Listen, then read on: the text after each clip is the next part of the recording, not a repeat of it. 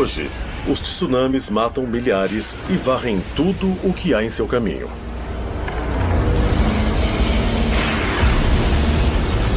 Terremotos destroem cidades inteiras e furacões exterminam paisagens, deixando centenas de mortos e milhares de desabrigados. Desde que a Terra existe, acontecem desastres naturais. Mas esses desastres são mesmo capazes de varrer todos os vestígios de nossa existência, incluindo a arte, a arquitetura e a tecnologia? As evidências sugerem não só que isso é possível, mas que já aconteceu várias vezes. É bem possível que civilizações antigas tenham sido destruídas num grande desastre natural sem deixar rastros. O desenvolvimento lento de simples caçadores e coletores das sociedades muito complexas não parece mais ter sido tão gradual. Nos últimos anos, cientistas encontraram evidências de culturas antigas e que foram um dia prósperas milhares de anos mais velhas do que se imaginava. Mas o que aconteceu a elas? Como elas desapareceram? E isso poderia acontecer de novo? A Mãe Natureza vai cobrar um preço muito alto por este planeta. Seria a grande ruína da humanidade. Estamos mesmo destinados a ser varridos da face da Terra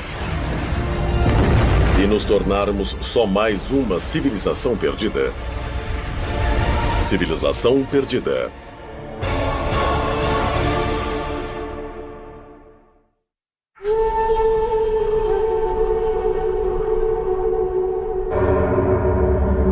Oman, Rub al-Khali. O deserto de Rub al-Khali, em Oman, esse terreno proibido e desolado na Península Arábica, é marcado nos mapas como o quarteirão vazio. Suas areias que se movem e o calor escaldante são lar de aranhas bastante venenosas. Serpentes mortais e grupos de beduínos nômades. Mas antigas lendas descrevem essa área como um lugar diferente. Foi aqui, há aproximadamente 5.000 anos, que existiu um reino mítico chamado Ubar. Famosa por suas riquezas e beleza, mas supostamente destruída por Deus por sua perversidade e corrupção. O que se diz no Alcorão, em várias suras diferentes, é que um grande vento chegou e destruiu a cidade porque ela não vivia de acordo com a palavra de Deus. Na verdade, os profetas chegaram e queriam mudar tudo para que fossem corretos, mas eles recusaram. Então a cidade e a civilização foram destruídas.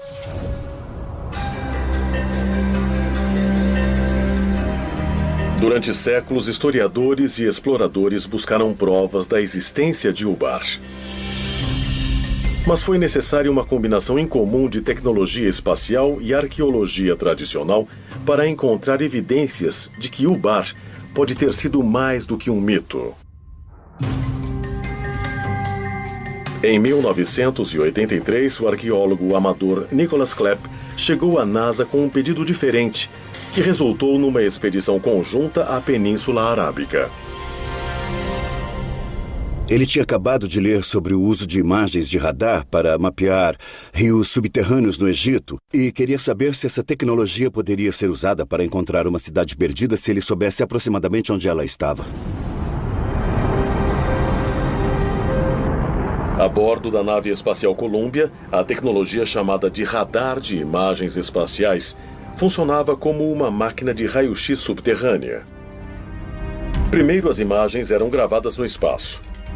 Depois, manipuladas digitalmente para revelar detalhes sutis não visíveis a olho nu, incluindo leitos de antigos rios e rotas de caravanas agora enterradas na areia. Eu nunca pensei que a cidade perdida pudesse ser descoberta do espaço. Mas eles começaram a persistir nisso, analisando as imagens que achavam que poderiam ser interessantes. Uma das grandes vantagens das imagens de satélite é que você pode ver uma região inteira para ter um contexto das imagens. Essa é uma imagem do radar da nave espacial de uma parte do sudoeste do deserto do Egito, parte do Saara, que agora é um dos lugares mais secos da Terra. Essa enorme mancha aqui é um rio, um antigo braço de rio da largura do Nilo, o atual Vale do Rio Nilo. Você percebe que dentro dela há um pequeno braço de rio passando por aqui. E se formos a este lugar em campo, ele é assim. Aqui estou eu no meio de um daqueles rios olhando um cânion de cima. Isso nos deixou empolgados, porque o povo antigo dependia das mesmas coisas que nós. Você precisa ter acesso à água e a redes de transporte. Então pudemos ver a relação dessas diferentes características e, na verdade, vimos rastros na área.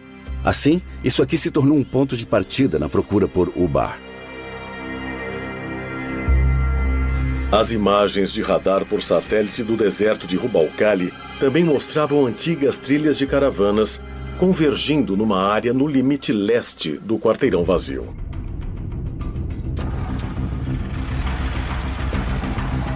Usamos o que era uma tecnologia nova para pessoas comuns, o sistema GPS. Nós a usamos em combinação com a navegação de helicóptero para descobrir a estrada que vimos nas imagens em satélite e para segui-la pelo deserto. E isso foi extremamente emocionante. Dissemos, vamos ficar nessa área que tem essa montanha imensa e a água embaixo dela, ou uma fonte. E aterrissamos e eles disseram, bom, o que você acha desse lugar? E eu disse, nossa, olha só, você pode ver as estruturas. Isso corresponde à primeira parte do que um lugar antigo deve ter, feito de pedras, paredes, construções, esse tipo de coisa, e muita cerâmica para todo lado. Depois nós identificamos vários lugares que eram claramente importantes até hoje, e um deles era Ubar. Você tem que visualizar centenas de milhares de caravanas com centenas de milhares de camelos, burros e tudo mais, carregando suprimentos e materiais da costa por esse lugar em particular, na antiga Ubar. Esse era um posto de comércio para reunir caravanas de camelos que atravessavam o deserto. Havia, na verdade, uma fortaleza lá, mas ela só guardava o suprimento de água, que era uma maneira das caravanas de camelos serem controladas. Se quisesse passar pela área, tinha que pagar seus impostos. Outras escavações no local revelaram evidências de 8 torres ligadas por paredes de 9 metros. Isso se encaixava na descrição de Ubar no Alcorão como a cidade dos pilares. Mas se a lendária cidade realmente existiu, isso quer dizer que outras histórias sobre Ubar seriam verdadeiras? Sua destruição por afundamento na areia, por exemplo. De acordo com os cientistas e geólogos, foi a erosão de um aquífero embaixo da cidade que fez com que Ubar desaparecesse.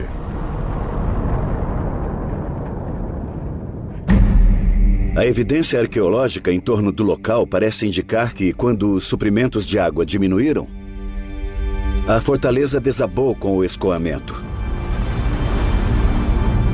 E as pessoas foram embora, muitas delas morreram.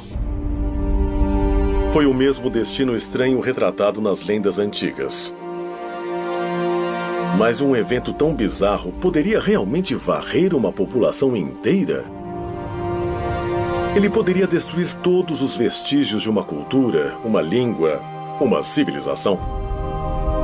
De acordo com muitos arqueólogos e historiadores modernos, uma consequência tão devastadora não só é possível, mas também muito provável. Nós não sabemos muito nem sobre a história relativamente recente. Se você voltar 2 ou 3 mil, 4 ou 5 mil anos, depois da última era do gelo e talvez 1 ou 2 eras do gelo, tudo mudou. Até as civilizações humanas, organizações humanas, comunidades humanas, elas se perderam. Culturas mais antigas, particularmente as que não tinham escrita, são esquecidas frequentemente. Não há registro histórico, claro.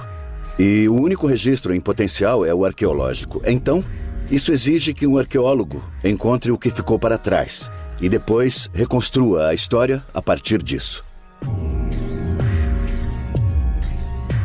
Durante décadas, os cientistas acreditaram que os seres humanos existem há aproximadamente 200 mil anos. e que o que chamamos de civilização surgiu apenas há poucos milhares de anos. Mas novas descobertas desafiam constantemente o que realmente sabemos de nossa própria história. A visão comum diria que você tem uma civilização quando descobre as primeiras cidades e as primeiras escritas. E isso aconteceu por volta dos anos de 3.500 a.C., no Iraque e na Mesopotâmia. E é nessa época que os bandos ou grupos de pessoas se transformam de caçadores e coletores em sociedades agrárias. Ou seja, quando puderam plantar a própria comida. Depois que isso aconteceu, eles puderam se estabelecer em um lugar. E é nesse assentamento da humanidade é que nós começamos a falar no conceito de civilização. Nós sabemos muito bem até um certo ponto, talvez dezenas de milhares de anos. Também sabemos muito bem dos estudos evolucionários sobre em que época os humanos deveriam estar por aqui. E essa brecha entre haver humanos e as civilizações que estudamos bem é grande. Então existe uma questão excitante sobre desde quando há civilização.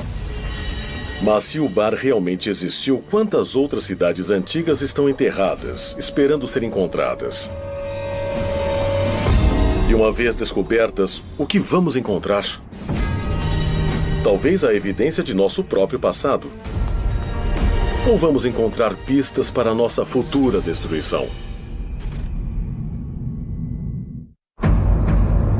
Şanlıurfa, leste da Turquia, 1994.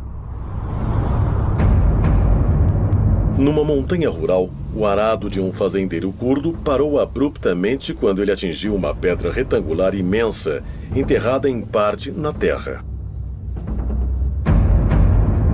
Durante vários dias ele tentou cavar e retirar o objeto difícil. Então, algo inesperado aconteceu. O fazendeiro começou a encontrar evidências de formas estranhas esculpidas na pedra.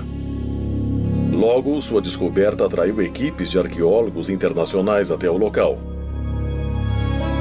E depois de cuidadosa escavação, uma série de pedras megalíticas imensas foram reveladas. E nelas havia relevos incrivelmente bem preservados de animais, incluindo javalis, raposas, bovinos e várias aves, muitas não nativas da região. Estes são desenhos perfeitamente executados. Alguns leões são realmente incríveis. É bem claro que é um lugar extraordinário. Mas o que foi realmente impressionante é que o local, conhecido como Göbekli Tepe, ou Monte com Umbigo, na Turquia, parece ter 11.000 anos. Quase 5.000 anos mais que qualquer outro local comparável. Göbekli Tepe é um ponto de virada. O que ele significa para os arqueólogos é que nós temos que estender, expandir nossa definição de civilização para incluí-lo. Göbekli Tepe pegou todo mundo de surpresa. Nunca vimos nada igual.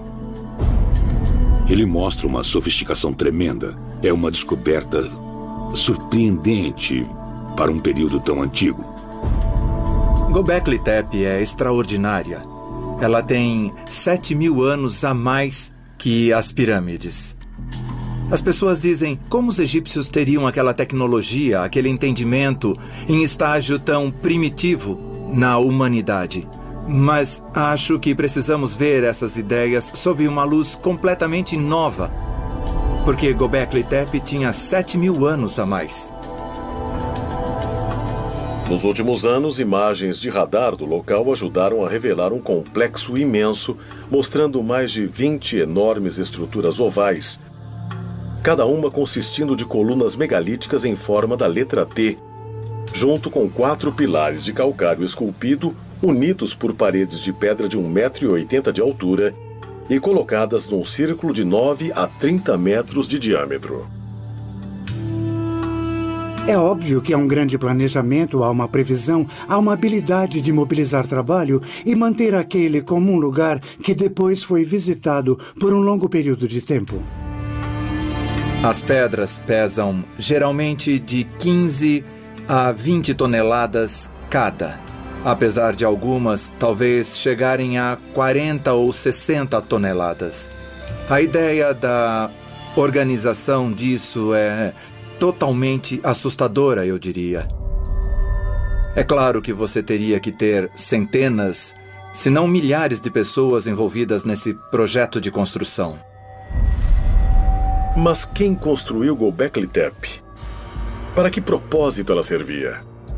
Göbekli surpreende no sentido de que pensávamos num desenvolvimento gradual de simples caçadores e coletores das sociedades muito complexas, mas ele não parece mais ter sido tão gradual.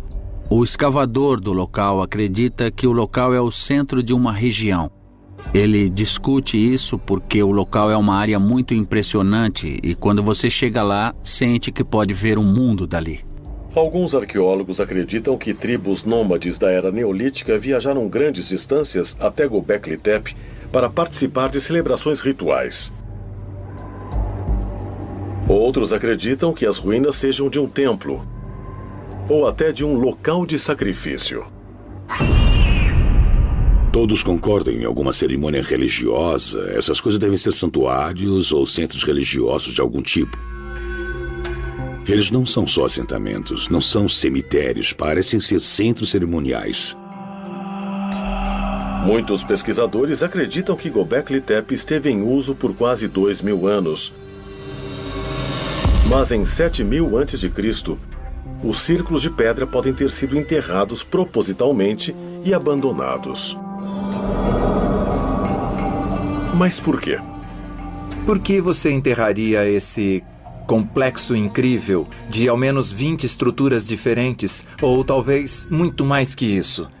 Minha melhor explicação possível é que algo mudou e eles precisaram ir embora. E a melhor maneira de fazer isso era simplesmente enchendo a área toda. As pessoas não abandonam as coisas. Esses locais são tão sagrados ou importantes que quando abandonam, o soterram e cuidam dele de alguma maneira. E depois reconstroem em cima ou perto ou algo do tipo. Göbekli é assim. Temos evidências claras de que as pessoas soterraram intencionalmente os templos, ou o que quer que fossem, antes de seguirem para outro lugar. Eu acho que algo mais profundo acontecia aqui. Você tem que ver a linha do tempo. Estamos no final da última era do gelo, um período de transições imensas. E há evidências de que houve algum tipo de catástrofe nesse tempo, possivelmente causada pelo impacto de um cometa ou um asteroide no continente norte-americano. E há evidência disso pelo mundo todo. Foi nesse período de tempo que Göbekli Tepe foi construída. Temos que nos perguntar por quê. E talvez a resposta seja que eles precisaram fazer isso. Acontecia alguma coisa. Uma catástrofe global causada pelo impacto de um cometa ou um asteroide? Essa pode ser mesmo a resposta sobre o que forçou os antigos habitantes de Göbekli Tepe a abandonar o lugar? Ou teriam sido as consequências de uma catástrofe que fizeram o local ser construído como templo ou lugar de agradecimento? Alguns pesquisadores acreditam que a resposta pode ser encontrada por perto, no Monte Ararat, que, de acordo com a Bíblia hebraica, é o lugar em que a Arca de Noé chegou para ficar depois que as águas do dilúvio baixaram. Quando olhamos o Monte Ararat, descobrimos que esse local fica a apenas centenas de quilômetros de Göbekli Tepe. E quando nós olhamos os animais que foram esculpidos na cidade, nós não conseguimos explicar por que alguns deles foram incorporados lá. Poucos desses animais não têm significado local. Mas a questão é, alguns animais viviam lá naquele momento? E também, de onde eles vieram? Olhando a mitologia, existe uma resposta pronta. Seriam os animais da Arca de Noé? As origens das histórias do dilúvio foram muito estudadas. Nós encontramos as histórias em todo o planeta. Há uma versão de índios nativos americanos, Ojibwe, há uma versão na China, isso aparece na mitologia grega, também aparece na mitologia hindu.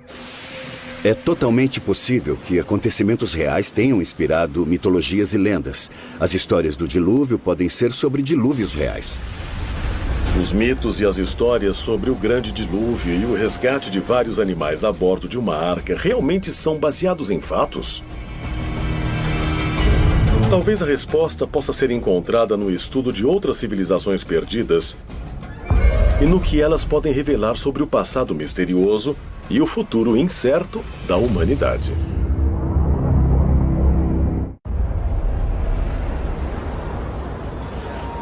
26 de dezembro de 2004. Sumatra, Indonésia. Um mega terremoto de magnitude 9.1, gerado a centenas de quilômetros no Oceano Índico, desencadeou um tsunami devastador.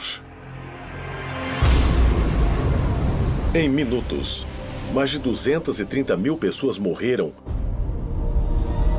e mais de 2 milhões ficaram desabrigadas.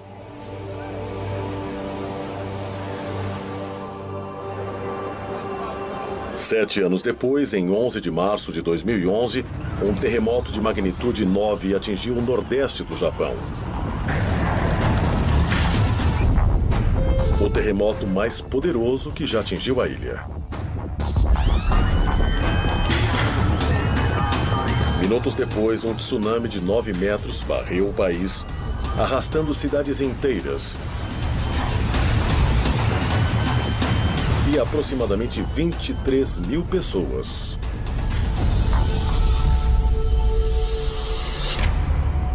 Mas se cidades modernas, com equipamentos de prevenção a desastres modernos, podem ser varridas em questão de minutos, esse também poderia ter sido o destino de muitas civilizações antigas e agora perdidas.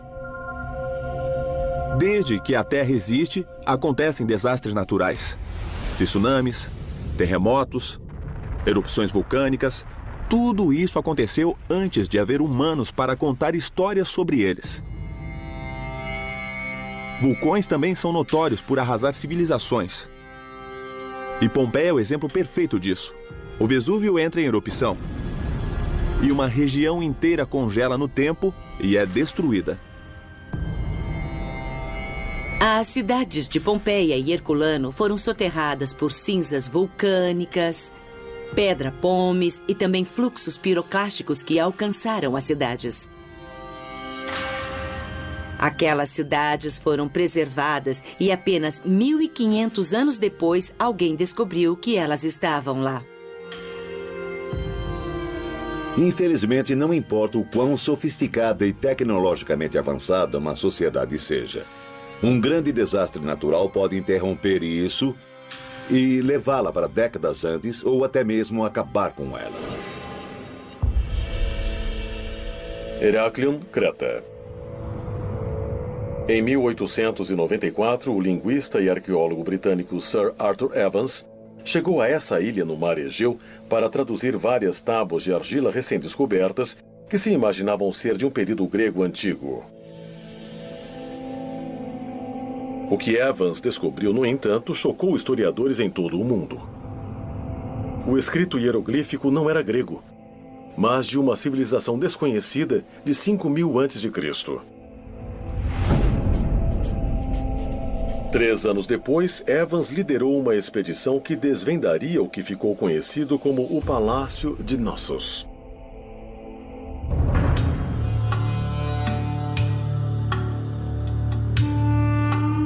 De acordo com arqueólogos, a estrutura imensa um dia conteve salas lindamente decoradas, água corrente quente e fria e até banheiros internos. Evans chamou o povo que construiu o palácio de Minoicos, por causa do mitológico rei Minos de Creta. A civilização minoica era a superpotência do leste do Mediterrâneo na Era do Bronze. Tinha uma frota enorme e fazia comércio com praticamente todos os povos do Mediterrâneo. A civilização minoica de Creta era uma sociedade que começou a desenvolver uma série de palácios bem elaborados com jardins para cerimônias, pinturas, afrescos e arquitetura bem elaborada. Os minoicos agora são considerados a primeira grande potência no Mediterrâneo. Seu reino se estendeu aproximadamente de 2500 a 1600 a.C. Mas como um povo tão poderoso e tecnologicamente avançado simplesmente desapareceu? Muitos pesquisadores acreditam que a resposta possa ser encontrada examinando uma das maiores erupções vulcânicas da história da civilização na ilha de Thera, 112 quilômetros ao norte de Creta. A erupção de Thera aconteceu em 2 ou 3 fases no período de alguns dias ou algumas semanas. O que achamos que aconteceu é que houve alertas suficientes porque não encontramos esqueletos em Thera, como encontramos em Pompeia e em outros lugares. As pessoas devem ter tido a chance de deixar a cidade. Mas o resto das pessoas, por exemplo, em Creta, não podia esperar que a erupção do vulcão as afetasse como realmente afetou. Na vulcanologia, falamos em diferentes tipos de erupções vulcânicas, desde as brandas, geralmente com fluxos de lava, a erupções plinianas, e também temos as ultraplinianas, se forem muito grandes. A erupção de Thera foi uma erupção pliniana, ou talvez até ultrapliniana, foi muito explosiva. Essa erupção incrivelmente explosiva destruiu muito da ilha. O céu escurece, a nuvem da erupção se espalha e começa a depositar cinzas.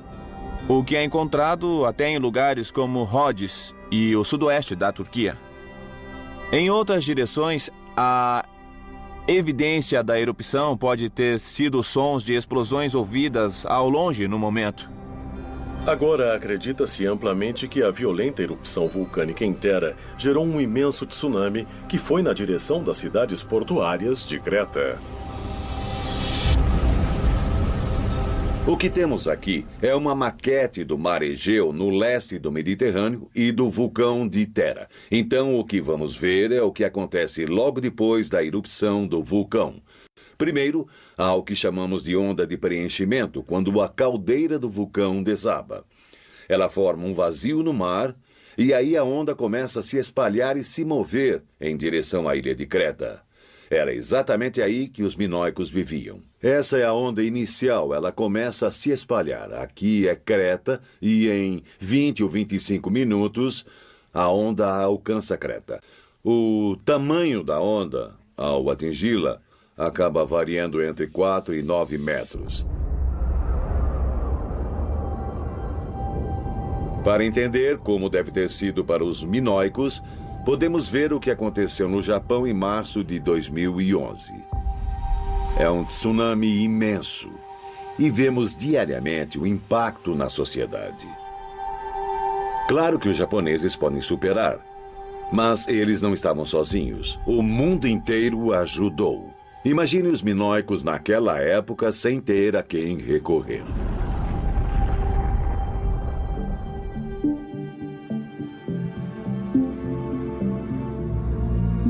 É possível que uma civilização tenha existido, tenha desaparecido e depois outra civilização tenha vindo sem saber que houve uma civilização antes dela? Essa é uma teoria fascinante que leva a todo tipo de especulação, porque muita gente, fica querendo saber e perguntando se poderia haver uma civilização na Terra que fosse predadora de outras civilizações. E isso nós não sabemos. Se um vulcão ativo pudesse mesmo varrer todos os vestígios de uma civilização passada, uma atividade vulcânica similar poderia oferecer o mesmo perigo ainda hoje? Pesquisadores de vulcões dizem que sim, e se preocupam com a possibilidade de uma catástrofe dessas ameaçar a costa leste dos Estados Unidos. A ilha de La Palma, próxima a Tenerife, nas Ilhas Canárias, tem algumas falhas e imagina-se que grande parte dela possa escorregar para o mar. E se isso acontecer, ela pode causar um imenso tsunami. O colapso de um vulcão nas Ilhas Canárias, como Cumbre Vieja e La Palma, pode produzir um nível de estrago por volta de 20 mil quilômetros de linha costeira desde Newfoundland e a costa leste dos Estados Unidos, seguindo para o Caribe e o norte do Brasil. O que as maquetes dizem é que quando as ondas chegarem à costa leste dos Estados Unidos, elas estarão por volta de 10 ou 20 metros de altura. Então, é a altura da onda que nós vimos em Sumatra em 2004, depois do terremoto lá, e que nós vimos no Japão depois do terremoto de 2011. Mas um desastre natural, como uma erupção vulcânica, um terremoto ou um tsunami, pode realmente destruir todos os vestígios de uma civilização? Destruí-la tão completamente que mude a história da humanidade por séculos? Talvez a evidência possa ser encontrada em uma tumba antiga cheia de ouro, localizada numa cidade costeira do Mar Negro.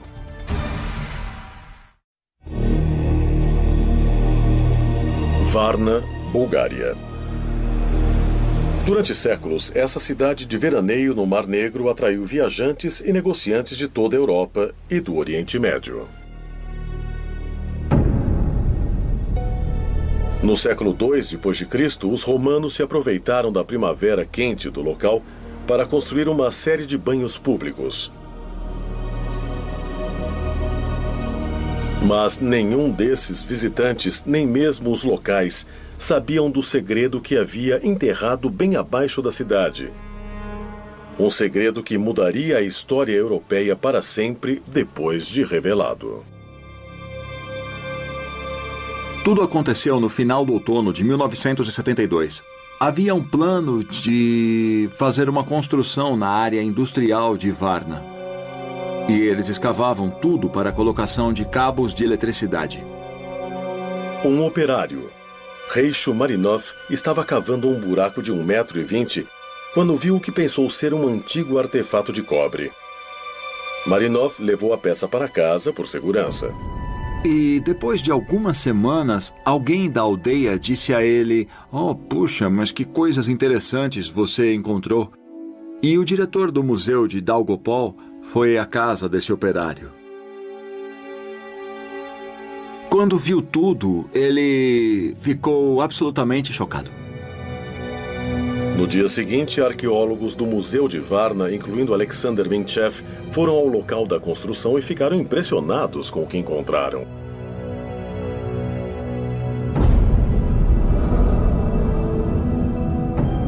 No primeiro dia em que chegamos ao local, vimos várias peças de ouro no caminho, esmagadas pelos pés de pessoas que passavam. O pessoal daquela fábrica passava por cima de quilos de ouro várias vezes por dia. E ninguém acreditaria que aqueles tesouros estavam escondidos debaixo dessa área aqui. Outras escavações revelaram que essa área não construída era o local de um cemitério há muito esquecido. Ele continha mais de 300 tumbas que arqueólogos dataram de aproximadamente 4.500 a.C. Mas, mais importante que os restos dos antigos moradores de Varna, foi a evidência chocante do que antes foi uma avançada e próspera civilização. Muitas tumbas com restos humanos foram encontradas, com os corpos colocados em diferentes posições, geralmente com a cabeça para o norte ou nordeste. Eles foram enterrados com seus próprios ornamentos e com suas próprias armas. Há muitos objetos como esse que são realmente extraordinários e encontrá-los todos juntos em um cemitério mostra que havia algo muito importante acontecendo na região de Varna.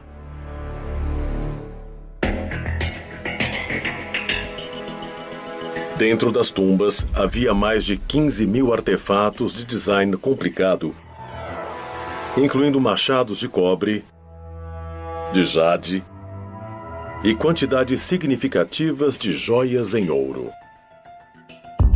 A tumba 43 de Varna é uma tumba especial porque é uma das mais ricas. é de um homem com idade entre 45 e 50 anos. Alguns objetos são realmente incríveis e um deles é uma cobertura para pênis de ouro. Tem tudo a ver com a potência sexual, o poder masculino e a fertilidade. Há isso de um lado e de outro há um simbolismo político, a clava de ouro. Não há nada como essa combinação de simbolismo político e sexual em nenhum outro lugar do mundo. O ouro é um indicativo de status. É um material raro, chama a atenção, não mancha, é durável. Ele tem todas essas propriedades que o tornam um bom indicativo de status social e ostentação. Apesar dos arqueólogos terem encontrado objetos de ouro em muitas tumbas, a maioria deles estava concentrada em algumas poucas. A descoberta inesperada de Varna destruiu a visão dos antigos europeus que os historiadores tinham. Nos assentamentos que conhecemos de 1000 a 2000 anos antes de Varna, há objetos e geralmente são objetos lindos. Mas não são tantos de status e não há muita diferença entre as famílias. Pode-se dizer que há 8 tumbas realmente ricas dentro de 300. Então é uma concentração significativa. Acreditava-se que, durante o período pré-histórico, as pessoas fossem iguais. Elas trabalhavam juntas, dividiam tudo que podiam colher e não havia diferença. Nenhuma diferença social, nada. Eles deviam ser como nós. Eles apreciavam ouro e também joias, tinham ferramentas muito úteis. Então, sim, eles não eram diferentes de nós, eram iguais. Evidências sugerem que Varna servia como um centro de comércio pré-histórico que transportava armas de cobre a regiões até na França e na Espanha, aproximadamente 1500 anos antes de centros similares de comércio na Mesopotâmia. Varna é também ligada a armamentos, guerras e batalhas, porque nessas tumbas nós encontramos grande quantidade de armas, machados, lanças, pontas de flechas. É muito fácil ver que a potência está sempre ligada à guerra. Antes de Varna, claro que conhecíamos outras sociedades complexas que agora sabemos que são da Era do Bronze. Descobriu-se Stonehenge, que também era considerado uma dessas sociedades complexas, mas Varna tem ao menos 3.000 anos mais que Stonehenge. O desenvolvimento da civilização é uma longa história e achávamos que tínhamos muitos desses sinais no Egito, na Mesopotâmia, em Creta, mas Varna vem antes de todas elas. O surgimento da civilização europeia começou nesse lugar. Debaixo desse solo, por milhares de anos, a história manteve seus segredos. Eu nem imagino o que teria acontecido se não tivéssemos encontrado Varna e tivéssemos todas essas coisas abaixo de nossos pés. Mas o que ainda é um mistério é como a população de Varna desapareceu por volta de 4100 a.C. Ficou provado que, em algum ponto do 5º milênio, provavelmente por volta de 4200 a.C., houve uma mudança dramática no clima. E, por causa disso, o nível de água subiu, junto a temperaturas muito mais altas. Por causa disso, as condições para a agricultura ficaram bem pior do que antes. A mudança climática, talvez uma mudança que causou seca e fome, pode ser a causa do desaparecimento de Varna? Recentemente, escavações arqueológicas em locais no Oriente Médio forneceram novas informações. Muitos arqueólogos e estudiosos acreditam que tais descobertas ajudarão a resolver o mistério sobre o que realmente aconteceu a Varna e a outras cidades perdidas. Mas há aqueles que apontam para evidências diferentes e mais incríveis. evidências de desastres naturais e cataclismos de proporções globais e até nucleares. Evidências que sugerem que nosso tempo pode estar acabando.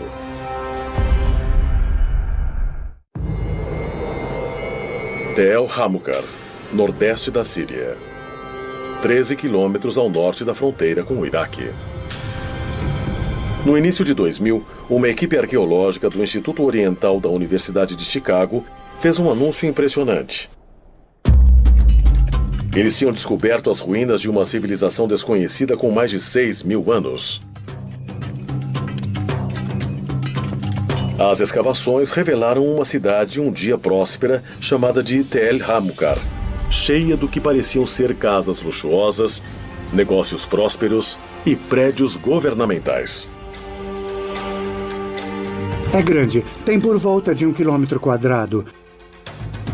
Deve ser o suficiente para conter 10 ou 20 mil pessoas, então é bem grande. Quando era próspera, quase certamente tinha uma escrita. Os prédios públicos foram escavados apenas até um certo ponto, mas havia um muro grande em torno deles e portões imensos. Esses elementos de civilização ainda precisam ser recuperados porque hoje estão debaixo de cidades modernas. Hamukar demonstra que nossa noção de cidades, ou seja, com divisão de trabalho, com leis e sistemas legais, estruturas de governo, desenvolvimento artístico e expressão, pode ter acontecido muito antes do que nós acreditávamos. A descoberta surpreendente de Tel Hamukar demonstrou o que estudiosos já consideravam um fato: que a primeira cidade antiga de verdade tinha surgido ao sul da Mesopotâmia, 643 quilômetros mais ao leste do que agora é o Iraque. Mas se Tel Hamukar era uma cidade tão grande e próspera, por que desapareceu de repente? Por volta de 3.500 a.C., eles tiveram um mau dia. Houve claramente um dia em que aconteceu um ataque. Durante esse ataque, o povo de Hamukar foi vencido. Sua cidade foi destruída e, quando ela voltou mais como uma pequena aldeia e nunca mais se recuperou do ataque. Parte desse assentamento do 4º milênio antes de Cristo foi incendiada. A última contagem que vi falava em 12 esqueletos. Eram esqueletos que não tinham sido formalmente enterrados, pelo que sei. O argumento da guerra e da destruição proposital do local é bastante convincente. A guerra no tempo da destruição de Hamukar foi meio que um combate mano a mano. Mas há evidências de que, possivelmente, as pessoas usassem balas em Hamukar. Não balas de armas, claro, mas atiradeiras. Essa é uma ideia controversa que surgiu das escavações em Hamukar. Mas não há dúvidas de que a cidade foi destruída, de que a luta foi brutal e que a cidade foi incendiada. O interessante é que, naquela época, você tinha as cidades do sul, como Uruk, que se desenvolviam, e sabemos disso há muito tempo.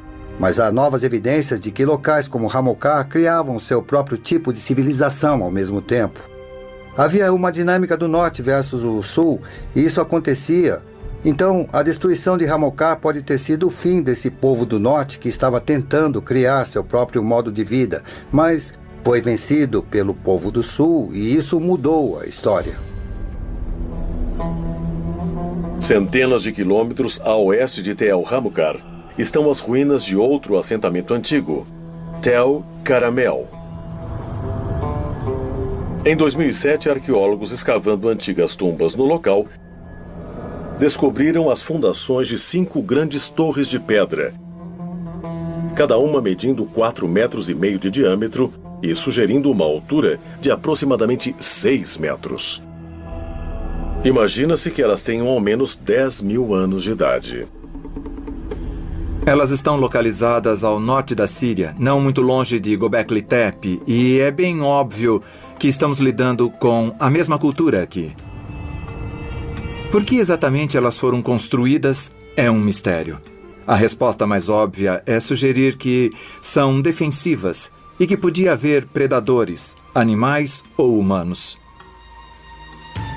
Claro que a pergunta é, para que elas eram usadas? Eram parte de uma fortaleza real? Eram torres de observação? Ou elas tinham outro propósito? Para ser sincero, não se sabe ao certo. Tel Caramel, ao noroeste da Síria, é um local importante porque nos dá a primeira evidência de estruturas permanentes construídas em pedra por um grupo de pessoas que data de antes do que eram conhecidas como as mais antigas estruturas na cidade de Jericó por volta de 2000 anos. O que Caramel mostra bem claramente é que temos que abrir mão da ideia de que houve um processo na transformação para o Neolítico. Eu poderia listar muitos outros lugares onde você tem culturas locais distintas que parecem bem elaboradas em seus próprios termos, mas bem diferentes umas das outras. Não é um desenvolvimento, são vários desenvolvimentos, sendo que alguns foram mais bem-sucedidos que outros. A maioria dos estudiosos acredita que Tel Caramel e Tel Hamucar foram destruídas por exércitos invasores do sul da Mesopotâmia. O conflito era endêmico no mundo antigo. Não era só uma guerra à toa e irracional, mas era direcionada ao aumento das cidades, à tomada de mais territórios, mais cidades subordinadas, mais pessoas para pagar impostos. Mas a guerra territorial pode ter sido o motivo dessas cidades um dia grandes terem sido destruídas? Recentemente, outra teoria, infinitamente mais audaciosa, foi proposta. Talvez Tel Caramel e Tel Hamucar tenham sido vítimas de uma explosão nuclear bizarra e espontânea. Em 1972, cientistas do Gabão, na África, descobriram evidências de um evento nuclear dentro de uma mina de urânio. Foi descoberto por causa de nosso conhecimento dos subprodutos de reatores nucleares. Medimos a quantidade de produtos que temos e conseguimos datar sua idade. Assim pudemos descobrir que ela tinha por volta de 2 bilhões de anos. Existe um reator nuclear no Sol que nos dá vida, mas a questão é, isso poderia acontecer na Terra? Certamente nos anos 50 as pessoas fizeram previsões do que seria preciso para se ter um reator nuclear natural em algum lugar da crosta ou do núcleo terrestre. O urânio-235 é nossa principal fonte de reatores de fissão nuclear e é bastante comum. Na verdade, é mais comum que o ouro. Então, na escala de grandes elementos que podem se partir, é razoavelmente comum e podemos miná-lo. Então, se quer que uma reação nuclear aconteça, os dois fatores principais seriam densidade de urânio suficiente e algo para desacelerar os nêutrons. Uma das melhores fontes para desacelerar nêutrons e ter uma reação em cadeia é a água. E nessa área em particular, no oeste da África, você tem essa combinação certa de água suficiente, urânio denso suficiente e temos um reator nuclear. O que pode acontecer com um reator natural é um desastre na escala de Chernobyl. Uma liberação de radiação que poderia afetar a saúde das pessoas. Uma explosão de fissão nuclear que pode acontecer com urânio em um cenário natural é certamente algo que você não quer que aconteça. Mas ela é tipicamente subterrânea. Pode ser como um vulcão, e então dessa forma seria um desastre natural. Alguns cientistas agora acreditam que tal explosão nuclear poderia varrer toda a vida por centenas, se não milhares de quilômetros ao redor do local do depósito de urânio. E se isso aconteceu no oeste da África, poderia acontecer em outra parte da Terra? Talvez em Tel Hamucar. Sabendo que aconteceu num lugar há 2 bilhões de anos, é bem provável que haja outros bolsões, em lugares mais profundos onde ainda não verificamos bem. Acho que muita gente ainda não pensou na ideia de que pode ter havido alguma grande catástrofe natural que fez as civilizações desaparecerem. Quantas delas desapareceram no passado e nós nem sabemos, porque talvez tenha sido há 20 ou 30 mil anos. Estamos focados agora em civilizações dos últimos 5 mil anos. Nós só vamos até a história chinesa e a egípcia. Civilizações pré-históricas podem ter sido destruídas por explosões naturais catastróficas de lugares profundos na Terra? Ou é possível que a destruição em massa de antigas cidades tenha vindo de locais muito mais distantes? –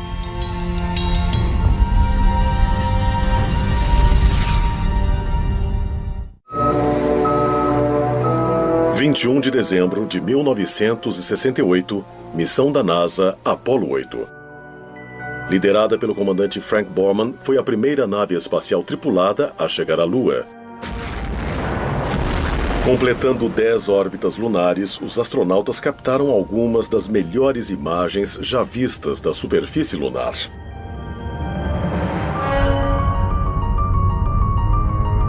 As fotografias mostram a Lua totalmente marcada por milhares de enormes crateras, evidências que sugerem a alguns que a Lua um dia foi lugar de atividades vulcânicas violentas. Mas as evidências modernas mostram que houve outro motivo, talvez mais significativo para as inúmeras crateras da Lua, grandes impactos de asteroides que podem ter bombardeado também a Terra.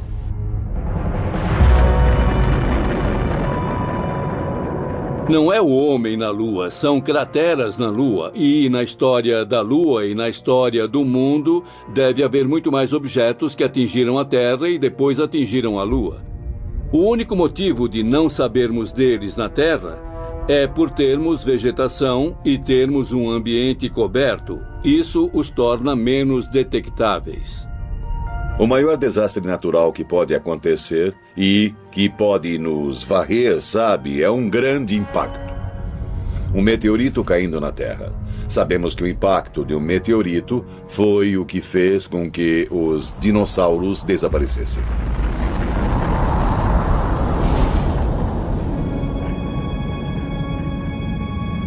Nós estamos hoje na beira da cratera do Meteoro, um local de impacto de meteorito bastante famoso no norte do Arizona. A cratera foi formada aproximadamente há 50 mil anos, quando um asteroide de uns 45 metros de diâmetro chegou veloz pela atmosfera a uns 42 mil quilômetros por hora. Ele impactou o chão com uma força igual a 1000 bombas de Hiroshima.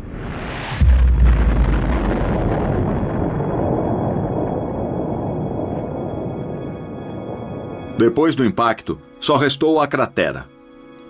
Essa cratera hoje mede uns 1.250 metros. Tem 4 quilômetros de circunferência e 167 metros de profundidade. Isso é como ter o monumento de Washington dentro dela, e o topo do monumento estaria na altura da borda da cratera. Então, se um evento como esse ocorresse numa área tão populosa como Nova York, estimamos que a área com perda de vidas poderia chegar a mais de 16 quilômetros. Em junho de 2002, aconteceu algo que pode ter sido um alerta para todos nós. Um asteroide do tamanho de um campo de futebol passou entre a Terra e a Lua. Ele cobria 1/3 do espaço até a Lua. Nós nem sabíamos que ele estava lá até depois de ter passado por nós. Se ele caísse no Pacífico, poderia varrer o sul da Califórnia com um tsunami. Algo com um poder tão destrutivo passou tão perto da Terra e nem sabíamos que ele estava lá até ter passado direto por nós. Não podemos deixar esse tipo de perigo passar despercebido no futuro. Em 2005, a NASA começou a mapear os maiores asteroides conhecidos no espaço e que tinham possibilidade de atingir a Terra. Eles são conhecidos como objetos próximos à Terra. Um objeto próximo da Terra é um cometa ou um asteroide no espaço perto da Terra, nas cercanias da Terra. Tecnicamente é um objeto que pode estar entre 45 milhões de quilômetros da órbita da Terra. Os tamanhos dos objetos podem ir de uma bola de golfe a um quarteirão de uma cidade e até mais. Vários meteoros do tamanho de bolas de beisebol entram na atmosfera da Terra diariamente e queimam na atmosfera superior. Apenas asteroides de ao menos 30 metros de diâmetro têm a chance de atingir a superfície de nosso planeta. Um dos impactos mais recentes de um asteroide com a Terra aconteceu em 30 de junho de 1908, na região de Tunguska, na Sibéria russa. Um objeto de 30 a 40 metros chegou na atmosfera da Terra, e a pressão da atmosfera na parte da frente do asteroide pequeno foi tão maior que a pressão na parte de trás que ele foi esmagado e explodiu uns 6 quilômetros acima da superfície da Terra.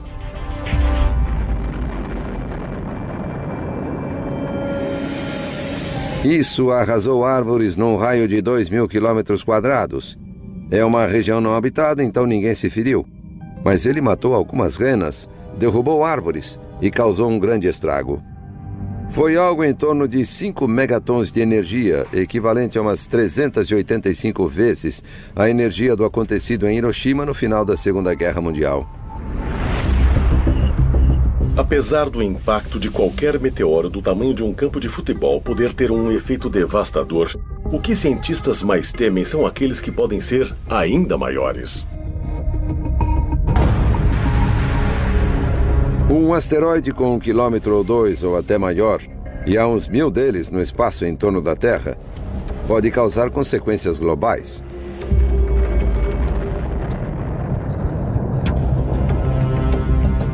Mas esse não é o grande problema. O grande problema é a poeira e as partículas jogadas na atmosfera da Terra, que podem tapar boa parte da luz do Sol.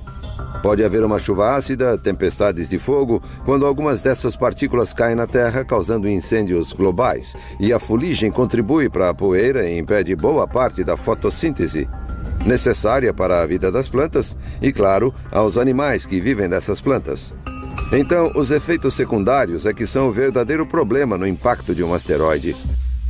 Quando nós lidamos com possíveis impactos de asteroides ou de meteoros na Terra, eles podem causar o aniquilamento não só de populações de organismos vivos, mas de civilizações inteiras, e eles já fizeram isso. Nos últimos anos, a equipe de objetos próximos à Terra, na NASA, aumentou sua pesquisa para incluir objetos de mais de 140 metros de diâmetro.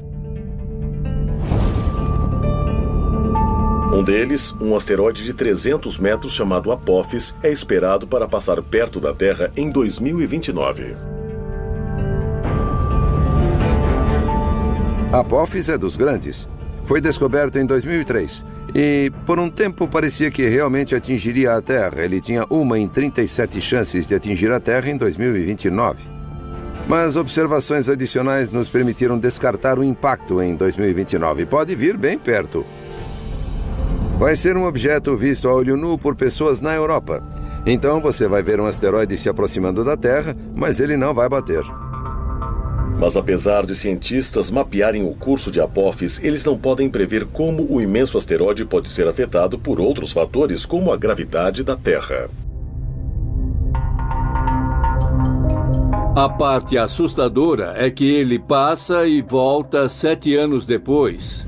E não sabemos se sua trajetória será afetada pela gravidade da Terra e se ele pode vir em direção a ela. Se passar por uma brecha de 600 metros no momento dessa aproximação maior em 2029, ele vai voltar e atingir a Terra em 2036. É um objeto grande o suficiente para criar não o fim do planeta, mas que pode custar centenas de milhares, se não milhões de vidas, se atingir o lugar errado. Infelizmente, cientistas dizem que não é uma questão de se, mas de quando um grande asteroide vai colidir com a Terra. Mas quando isso acontecer, todos os vestígios de nossa civilização estarão perdidos? Um asteroide poderia descer uma rocha gigante vinda do espaço, criando um efeito devastador no ecossistema e fazendo tudo morrer. É possível apagar uma espécie inteira. É possível apagar um registro completo de tudo que existe. Isso também pode ajudar a explicar por que outras civilizações antigas foram destruídas e quase esquecidas? Acho que é bem possível termos civilizações mais antigas que, de alguma forma, foram apagadas por um objeto que desceu na Terra e mudou toda a natureza do planeta. Não somos Chicken Littles. Eu sei que é assim que pensam de nós, que somos Chicken Littles dizendo que o céu está caindo. O céu não está caindo, mas pode haver algo lá em cima vindo em nossa direção. Se nosso planeta for atingido por um meteoro em nosso tempo, há providências que podem ser tomadas para minimizar sua devastação? Estamos suficientemente preparados para evitar a perda de séculos de avanços tecnológicos que a humanidade conseguiu até aqui? Ou somos ainda mais vulneráveis do que acreditamos? Monte Kilimanjaro, na Tanzânia. No ano de 2000, o paleoclimatologista Lonnie Thompson e uma equipe de pesquisadores perfurou profundamente uma geleira que cobria o pico da montanha. Lá, eles coletaram amostras de gelo que revelaram evidências de condições climáticas e suas mudanças não só nas últimas décadas, mas de dezenas de milhares de anos. Um núcleo de gelo é uma coluna de gelo. Tiramos uma série deles da superfície para ter a história do clima e do ambiente.